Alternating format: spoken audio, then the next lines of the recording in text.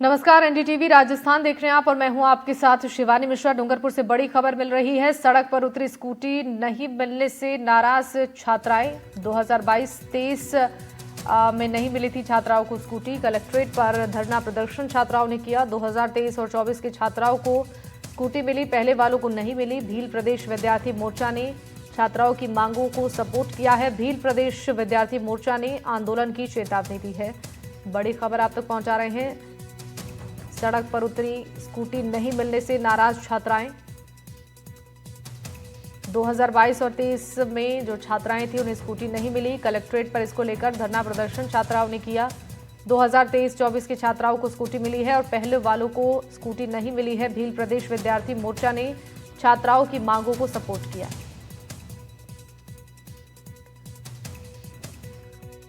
भील में था स्कूटी 2022-23 हमारे को 2023-24 की स्कूटी वितरण होने के कारण हम 3 साल से वेट कर रहे थे और 2022 की स्कूटी नहीं मिली है हमको और 2023 की हमको वितरण हो रही है।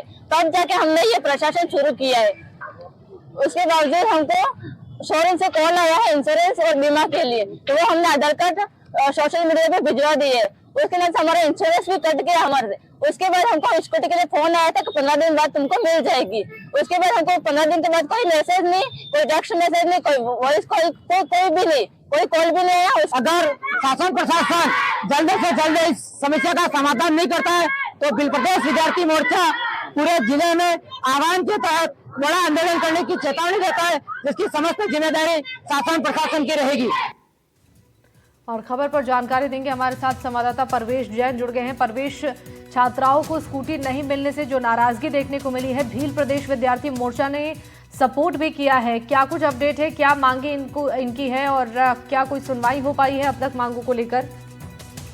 बताना चाहूंगा कि भील प्रदेश विद्यार्थी मोर्चा के बैनर तले स्कूल और कॉलेज की छात्राएं आज सोमवार को डूंगरपुर कलेक्ट्रेट पहुंची, जहां छात्राओं ने वर्ष 2022-23 में स्कूटी वितरण योजना के तहत स्कूटी नहीं मिलने पर आक्रोश जताया। वहीं कलेक्टर के बाहर धरने पर बैठ गए। छात्रों ने कहा कि वीरबाला तालीबाई और देवनारायण स्कूटी वितरण योजना में 2022-23 में जिले की 1168 छात्राएं चयनित हुई थी।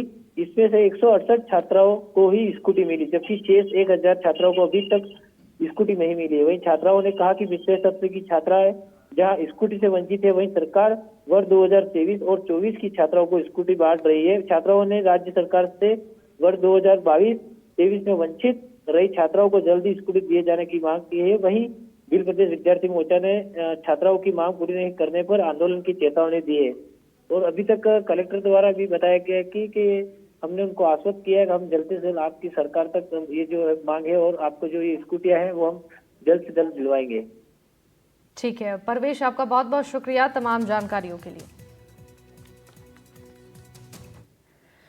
और बढ़ते हैं खबरों में आगे। रील बनाने के चक्कर में अपनी जान से खेल रहे युवाओं का वीडियो वायरल हो रहा है। खबर दौसा से है, जहां 2 अलग अलग कस्बों का वीडियो वायरल है। एक वीडियो मेहंदीपुर बालाजी कस्बे का है, जहां एक दिव्यांग बाइक पर स्टंट कर रहा है। दूसरी वीडियो मंडावर कस्बे का है, जहां स्कूली बच्चे एक बाइक पर 5 लोग सवार होकर सड़क के बीचों बीच एक बाइक पर 5 जने बैठकर करतब दिखा रहे थे, जिसे लेकर स्थानीय लोगों ने बाइक सवारों की एक वीडियो बनाकर सोशल मीडिया पर वायरल कर दी, जो कि सोशल मीडिया पर चर्चा का विषय बना रहा। वहीं लोग पुलिस प्रशासन के खिलाफ सवालिया निशान भी खड़े कर रहे थे। तो लोगों का ये भी कहना है कि पुलिस के द्वारा बाइक चालकों पर अंकुश नहीं लगाया जा रहा है।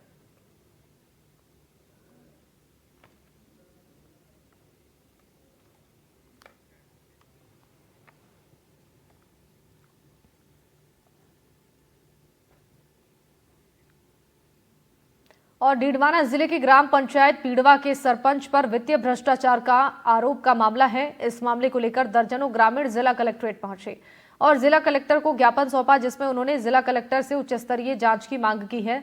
वहीं ग्रामीणों ने अपने ज्ञापन में बताया, ग्राम पंचायत पीड़वा की सरपंच, उप सरपंच, ग्राम विकास अधिकारी और ग्राम रोजगार सहायक पर आरोप लगाया कि इन लोगों ने मिली भगत कर आकिंडा नाड़ी विकास, मुक्तिधाम विकास कार्य, बास्केटबॉल मैदान निर्माण, शिवनगर मुक्तिधाम सहित मिड डे मील, मनरेगा में वित्तीय गड़बड़ियां की हैं, सरकारी धन का दुरुपयोग किया है।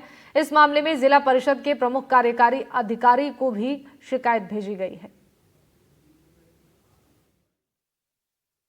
हमारे गांव में जो भी विकास कार्य हुए हैं इतने दिनों में 5 साल में या 10 साल में जो भी कुछ हो, तो उसमें क्या है कि हमारे पूरा मतलब सिस्टम के हिसाब से तो घपला ही घपला है।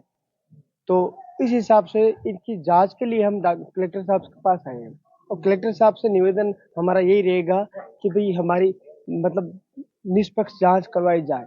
इसके लिए कोई भी ग्राम पंचायत का सदस्य दोषी हो या नहीं हो, उसकी जांच कलेक्टर साहब को देने के लिए आए।